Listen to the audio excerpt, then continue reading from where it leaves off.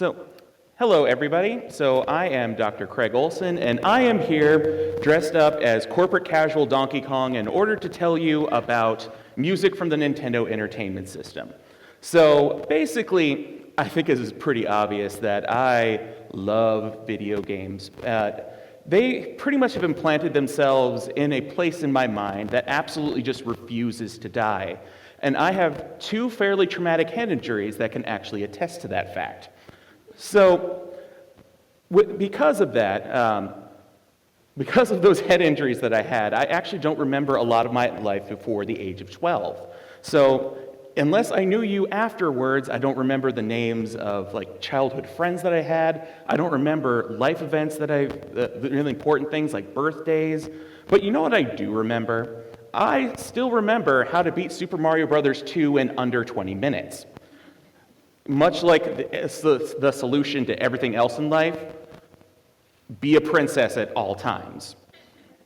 So, one of the really cool things about video games is that it's part of something that's like a muscle memory.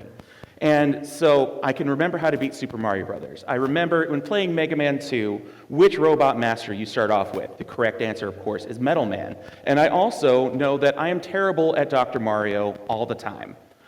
But I also know that these particular music notes that go E, E, E, C, E, G, G, one octave lower, is the opening sting for Super Mario Brothers, the very first level, or what's often considered to be its theme. Now, I often like to listen to video game music when I'm doing work. So one day I was doing something, I don't know, grading papers or something not important, it doesn't really matter, but I decided I was going to listen to some classical music. So I put on a playlist of the entirety of the first Super Mario Brothers game and went to work. And then the next thing I knew, it was over. The music had stopped, and I had barely gotten any work done. And I was just like, this is really unusual. So I decided that the best course of action, of course, was to stop grading my papers and actually look a little bit in further depth to this. What I discovered was that the entirety of the soundtrack for the first Super Mario Brothers game is 252 seconds long. For those of you who don't know what that means 4 minutes and 12 seconds. So probably in the amount of time that it's taken me to talk to you right now, you could have listened to the entire soundtrack of the first Super Mario Brothers game. But what's really fascinating about it is not so much the small amount of time, but what's actually dedicated to. So if you take a look at this graph here, you see the big blue and the big orange there, right? So over 50% of the music. That is one theme. So that is two sections of it, one theme, two variations. And it's not just something that's mutually exclusive to Super Mario Brothers. In fact, if you take a look at this pie chart that has the Legend of Zelda soundtrack, you see pretty much the same thing. The big blue and the big orange are all variations of the same song. And both of these songs, in Super Mario World's case, is the first level's theme, and in Legend of Zelda's case, is the title theme and that of the overworld.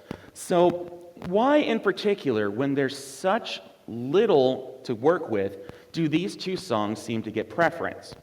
Well, if you take a look at the technological information that you have for a Nintendo game, you can kind of start seeing where some of this might happen. Because as you can take a look right there, the minimum cartridge size is 128 kilobytes.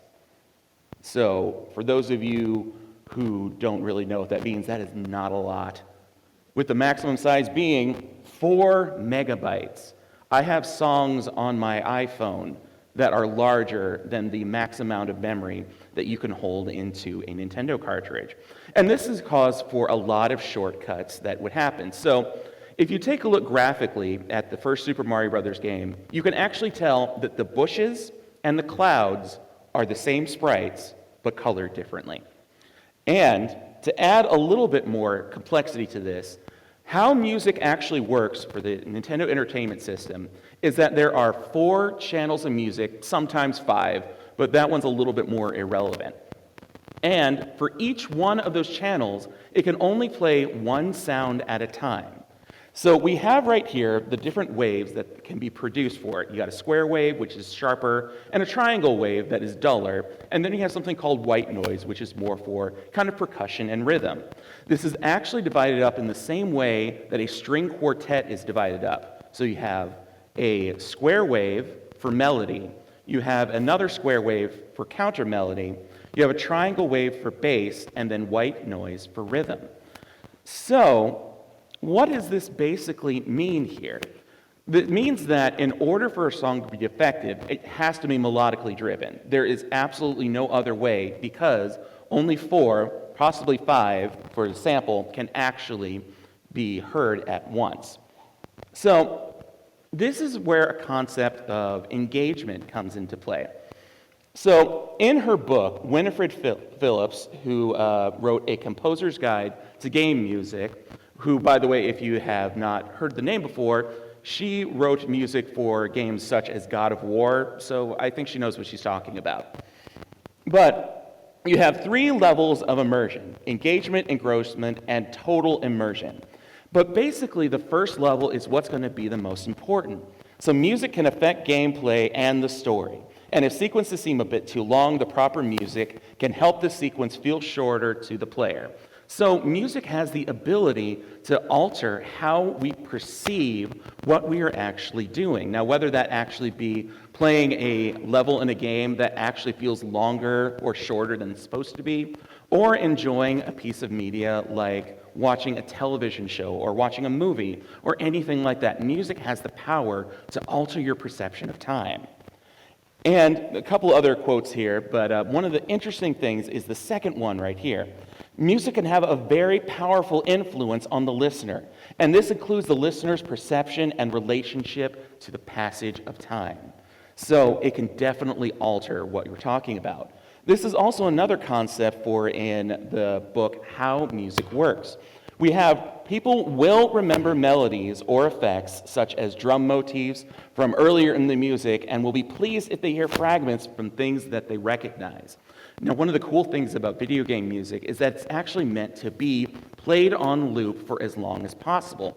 So, not only is it melodic, but it is actually being repeated over and over again, and it's done so in a way that actually helps maintain the memory.